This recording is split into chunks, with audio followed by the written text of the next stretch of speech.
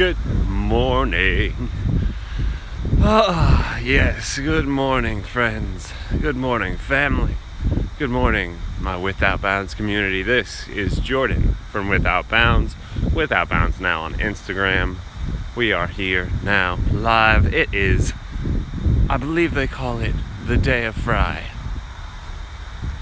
Welcome to Friday. Welcome to the end of the week. We made it.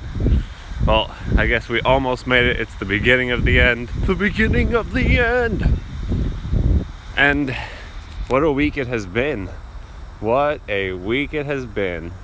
And I cannot express more gratitude, cannot express more happiness for where I am in spite of everything. You know, a lot of people ask me, how's life going?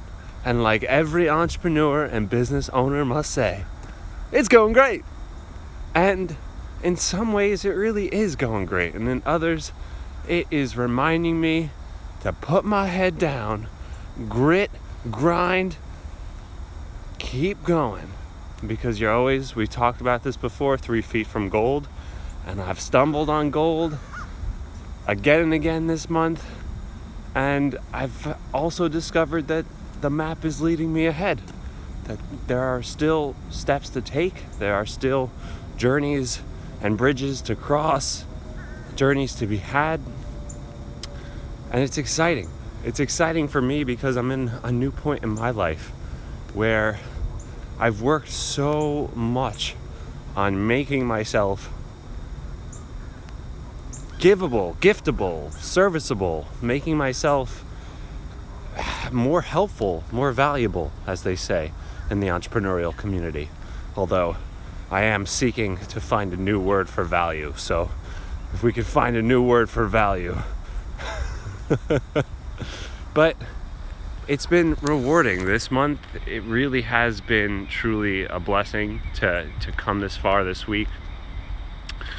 You know, whether you watch this now or in the future, I want you to understand that while you may be dealing with uncertainty in your life, while you may not always have the answers, really the choices that you make are what will continue to make your life change. The choices that you make will help your life continue to change. And just like these beautiful leaves here, look at this. I'll turn the camera around so you can get a look. See, let's see. Look at that. I know, power lines, just ignore those.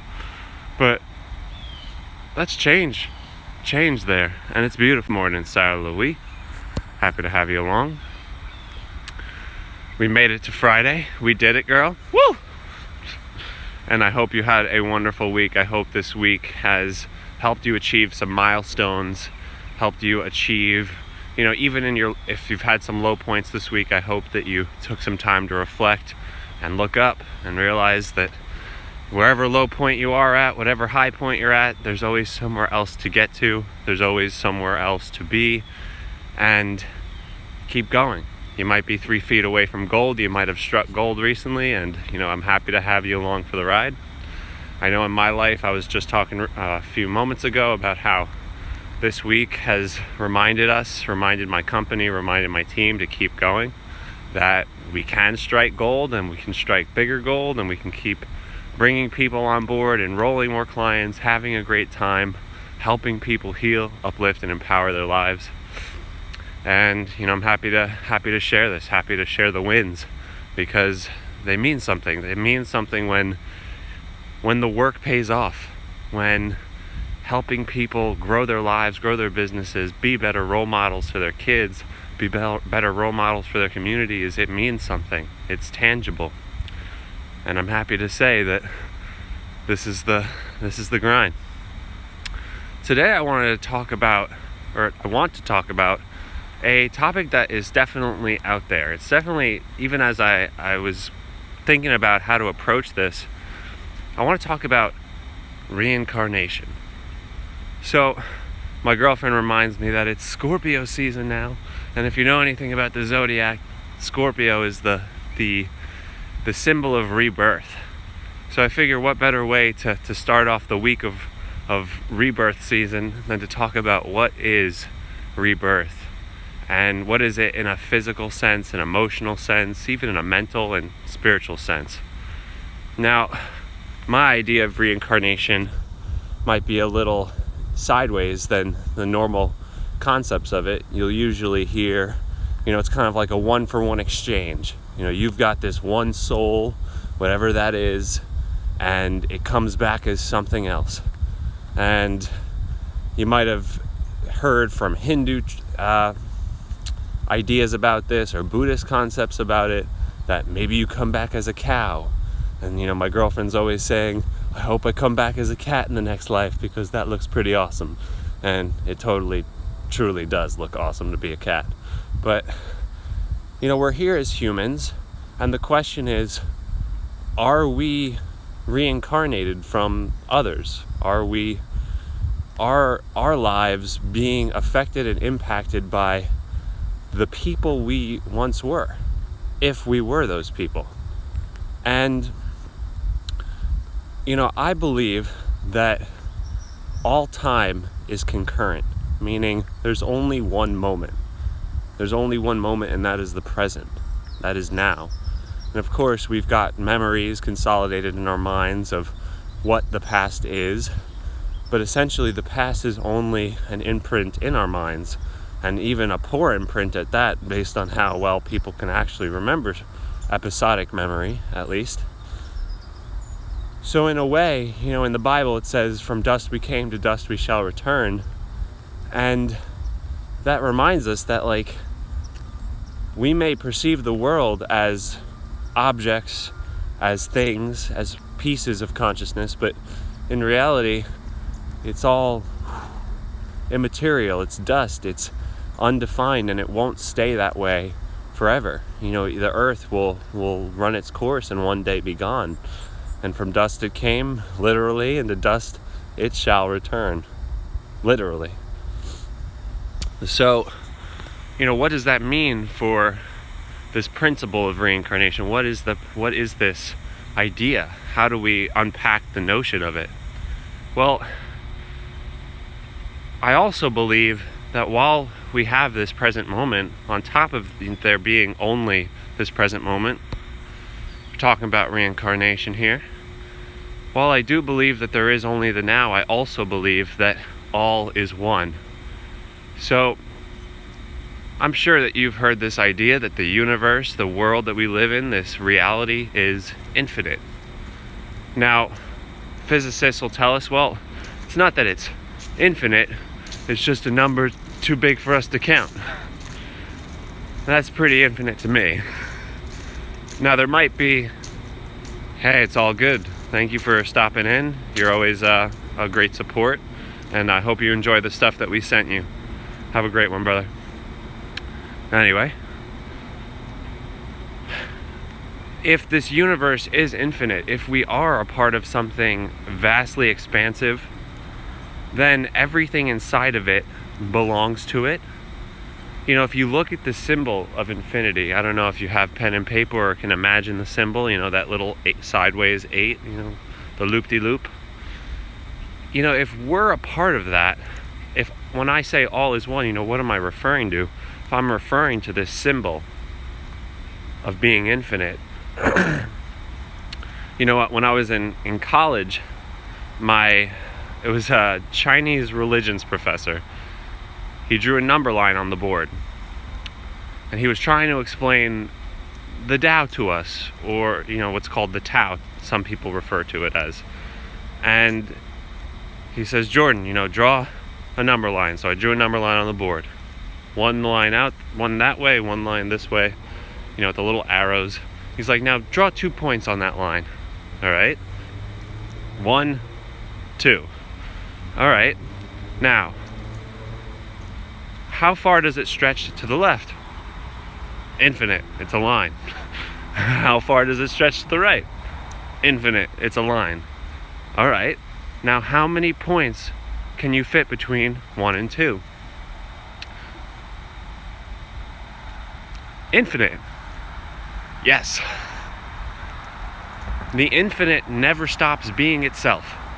meaning it never loses that quality of ever expansiveness, ever being able to divide itself and expand itself. The infinite is infinitely recursive, it's infinitely folding into itself. And for me, it lit a bomb off in my mind. And what do I mean by that? Well, I realized in that moment that this maps onto reality itself in a very literal and figurative sense, in as much that if we live in an infinite universe, maybe it's one universe of a massive multiverse, who knows what the truth is in that regard, but if the infinite never stops being itself, then all is one. All is infinite, all is connected to this thing. And no matter how many humans you make it, no matter how many trees and bushes and signs and cars and power lines behind me,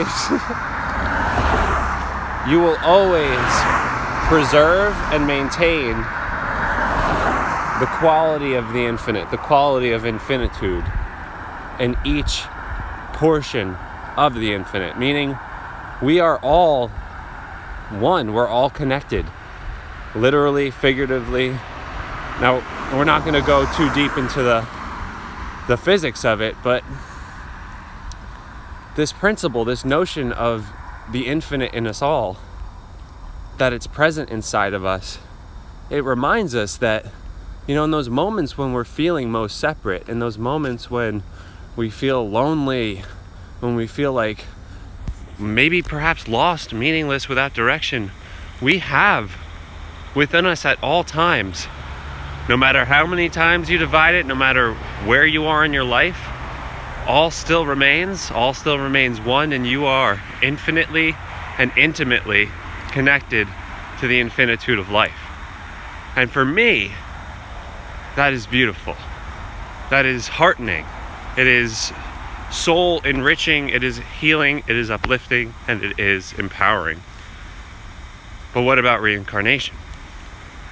So if all is one, if we are intimately and always connected to this, then what are you being reincarnated from? And are you a separate soul? Separate and disconnected from all that is? And to that, I would say with certainty that while you may feel like a separate being, while you may feel like you have a separate soul that is unique, you are connected to a spirit, connected to a oneness that your identity dissolves in. That, I'm no longer Jordan. In fact, most of the time I'm not really Jordan anyway. That's the real secret. It's that we're always part of this ever moving and evolving substance of things and material and energy. So if you are connected to this one thing, connected to this one source, then what are you really reincarnated of to begin with? What souls, what spirit, what piece of the infinite are you really reincarnated from? Because it's very possible that you might be receiving resonant memories, traces inside of yourself of other souls and other beings. Think about it this way. Jesus, if he existed, which I do believe he did, he breathed there. The Buddha, he breathed there. The air that I'm breathing right now could be the exact particles that once made up Jesus and once made up Buddha. The very hair that I have, this luscious hair, that could be made of Hitler's dog. We don't know. Unless we put like some radioisotopes on some stuff and trace it around for like 1 million years, right? I don't even know if that would work, the half-life on some of that stuff. But what you're made of, literally, physically, can actually be comprised of hundreds of thousands of different souls that once walked the earth. You know, I once did some psychedelics, and got this immediate sensation that the ground that we walk on is the blood of all souls, that the world that we live in is built on the faces and the souls of all that once were, and that as we take each step, we are essentially walking on billions and billions of those who have once lived, and that our souls itself are the patchwork weaving of souls stitched together. Man, that is poetic when I have to go back and really watch that one. But our souls are these patchworks of other beings. So when we ask ourselves, who were we in the past? You were everything, and you are everything. Spiritually, you are all that is. You were the worst people in the world, and you were the best. You were the saints, the sinners, and everyone in between.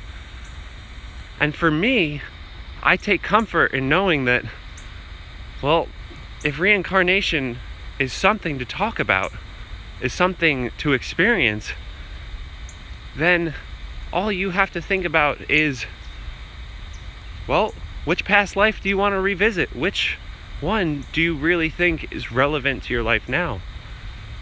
But remember, there is only this one moment, there is only the now, and therefore, in many ways, your journey is what is important here. And you could think about all these other lives, but ultimately, it's up to you in this moment now to reconcile, to consolidate what you can, and to heal. Morning. It's up to you to heal whatever, karmic resonance you might call it, whatever consequences these other beings have impacted. It might be that you've got pieces of your heart are that of a murderous soldier from the 1700s. And perhaps you've got memories or these feelings that you need to resolve. There's a book called Many Lives, Many Masters by Brian Weiss. Again, it's called Many Lives, Many Masters by Brian Weiss. My mom gave it to me years ago, and my girlfriend read it recently, and it really pulls at the sense of what are we? What is this? What is reality? What is this stuff that we are? And why does it exist? Why are we here? Now, of course, those are all powerful, supercharged, super soulful questions. And there's certainly plenty of spirited theological debate around that.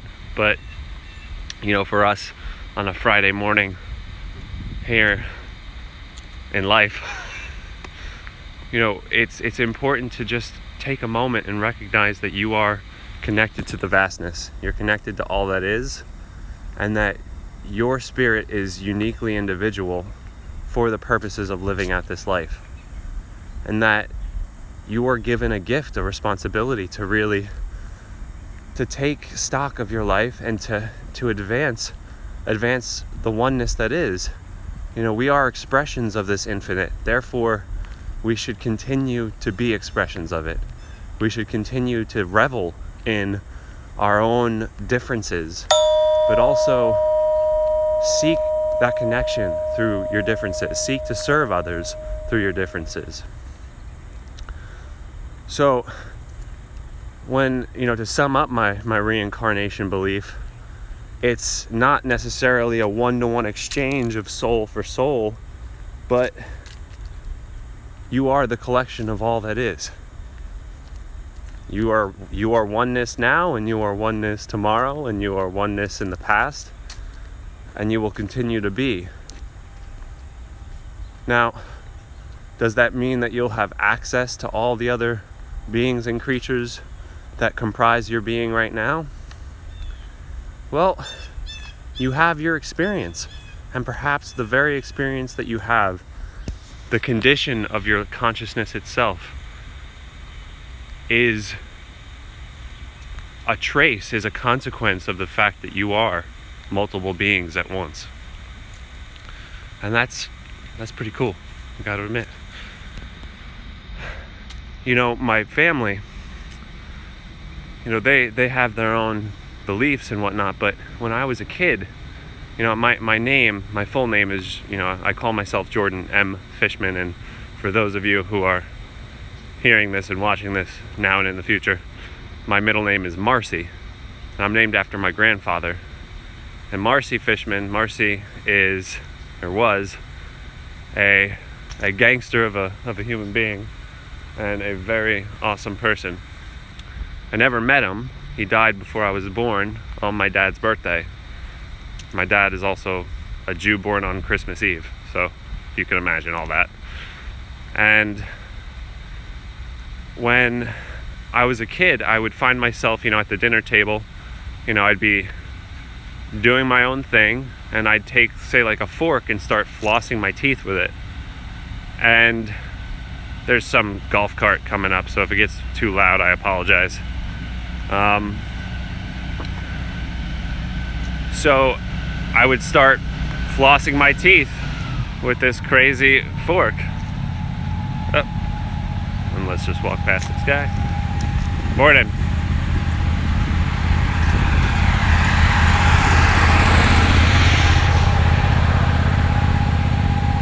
Woo. Taste the gasoline. Loud. All right. So I'd be sitting at the table, and my parents and everyone would stop eating, and they'd all look up and stare at me. And I would look up and wonder what the hell's going on. And they'd say, "Your grandpa used to do that." And of course, I'm like a 4-year-old little kid. I have no idea what grandpa used to do, because grandpa has basically never existed for me. And they're like, "Well, Papa used to do that. You do a lot of things like him." And years later, I had this one substitute teacher who could stop the clocks. Such a strange fellow that guy was. And he would say that he claimed to see ghosts all the time. So we would kind of test this out. And one day I said to him, like, "Mr. G, I was told as a kid that I am reincarnated of my grandfather." And the smirk that got on his face was just, it was kind of like a dead giveaway. Like, if he does see ghosts, if he sees spirits, I'm not gonna say that I'm some sort of ghost hunter or able to connect with spirits all the time. I certainly feel more connected at times than others, but I definitely don't claim to see ghosts. But he basically assented in a very quiet way, just like, "Hey, yeah, you're definitely at least watched over and guided by your grandfather, and at the most, you are intimately the next life that he has incarnated." So I definitely feel that as I've gone through my life, that I'm definitely, sometimes I do believe that I suffer and that I achieve milestones, I achieve success in my life to heal what once was the karmic imprint of my grandfather. My grandfather was a gangster. He hung out with criminals. He was a Jewish gangster. He was their bookkeeper, a loan shark. Like, he was in the weeds, let's say, with people. And I think, and I do believe, that I've had to spend a lot of my time in the weeds with certain people to really get at the truth of what it is that he experienced and saw. Whether that was perceived limitation in himself, perceived limitation in his environment, and the truth about making money.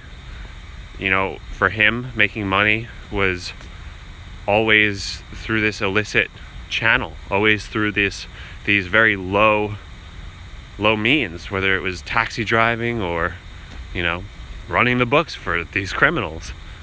And for me, I do believe that I've had to kind of go through the fire and be cleansed and be cleaned, drink the water, burn through the fire, let the winds, erode the pieces of my own being, my own soul that perhaps were bogged down by that. And my life needed to be the one to to help liberate him and liberate even me. But I don't know. There's these things they're feelings. They're things that we sense in the heart, the truth of it. I'm totally curious about you. I'm totally curious about, what you believe, what experiences you've had that point you in the direction of, my soul, my being, my life, is built upon the souls and spirits of others. And there are those that I felt more connected to. I feel intimately connected to the Japanese culture, to Indian culture. I feel very drawn to Egyptian culture. And it might not just be that, we like things because they're cool. It might be that we like them because pieces of us once resided in those societies and those cultures, which I do believe. I do. I've had ideas for stories that turned out to be the Hindu fucking pantheon of gods, and I had no concept of what the Hindu religion was like, and then I'm sitting in college one day and sitting there and they're talking about what the Hindu highest gods are, and I'm like, that sounds like that story I was coming up with. And it's like, wait a minute, nothing is self-contained, nothing stays within. It's just we're all connected to perhaps a collective unconscious, a collective source of consciousness, and we each have to take a moment to really inscribe in ourselves, what is the truth of the matter, what is the truth of our lives. Because while you live a life, past lives, reincarnation, it's not something that perhaps invades the day. It's not something that pervades and consumes your attention, but I'd say every now and again, check in with the souls and spirits that you are, the beings that comprise you and the being that you are, and rest your mind in that space.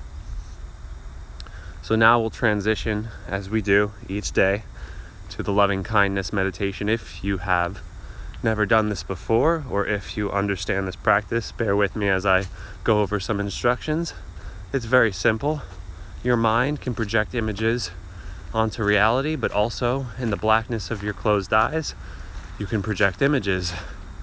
The goal is to project an image and call to mind, as we say, someone who it's easy for you to love. You start with that person. Today, let's start with something a little bit intangible. Let's start with our past lives. Let's connect to the souls and spirits that once were. Just by imagining perhaps ghosts, just imagine light beings, imagine whatever it is that really comes to your mind when you think of past lives. Maybe you have someone specific in mind. You call this person to mind, and with the voice in your mind, you repeat phrases, wishes of well-being. So you can just repeat the phrases that I say, or repeat those that come naturally to you. When you're ready, if you have the ability to close your eyes, you're not driving or doing something important, go ahead and repeat after me. May you be happy. May you rest in peace. May your soul continue and serve life. May you watch over us and watch over me. May you be happy. May you be peaceful. May you always be connected to abundance, prosperity, and may you fuel my life with abundance, prosperity, success, and greatness. May I always honor you. May I always remember you. May you be happy. May your spirit escape the greatest sorrows of this reality in life. And may we all remember and connect to the oneness that is. And may you wish this for yourself, all beings, all spirits and creatures. So now we'll transition. I want you to call to mind yourself. One of the hardest people we sometimes have trouble giving this love and kindness and compassion to is our own selves. So it might help you to call a child version of yourself, a kid version of you to mind. It might help to call who you are today to mind. Because as we go into this weekend, I want your mind sharp, ready to relax, ready to take your life to another level, if that's where you need to take it. Bring yourself to mind and give yourself the well wishes and love that your soul needs. Go ahead now, call yourself to mind and repeat. May you be happy. May you be happy. May you be peaceful. May you be peaceful. May you be free of your spiritual, emotional, mental, and physical suffering. May all your hopes and dreams be realized in this lifetime. May I protect you, keep you, and help you achieve your greatest dreams. May you be abundant, wealthy, prosperous, and successful. May you be free of doubt, free of fear, and free of loneliness. May you be inspired each day. May you be happy. May you be blessed with loving kindness, well-being, and compassion. May you escape the greatest sorrows of this life and really get into it because you want yourself, you want this version of you to be happy. May you be happy. May you be blessed for all time, and may you wish this for yourself and all beings and creatures. I wish this for myself and all beings and creatures. Thank you so much for joining me today. Congrats on making it through this session. Congrats on making it to Friday, making it through this week. It's a blessing to be here. It's a blessing to share this moment with you, a blessing to share this time. And to all those who are here, who have watched and who will watch, remember to heal, uplift, and empower yourself and those around you. Remember to add color to your life. We call it hue for a reason. Heal, uplift, and empower, baby. Enjoy your day. Enjoy the weekend ahead. God bless. Strive. Keep rising. Keep reaching to the top. And keep going. Because gold is here and gold is 3 feet ahead. Have a great weekend. Be well. I'll see you soon.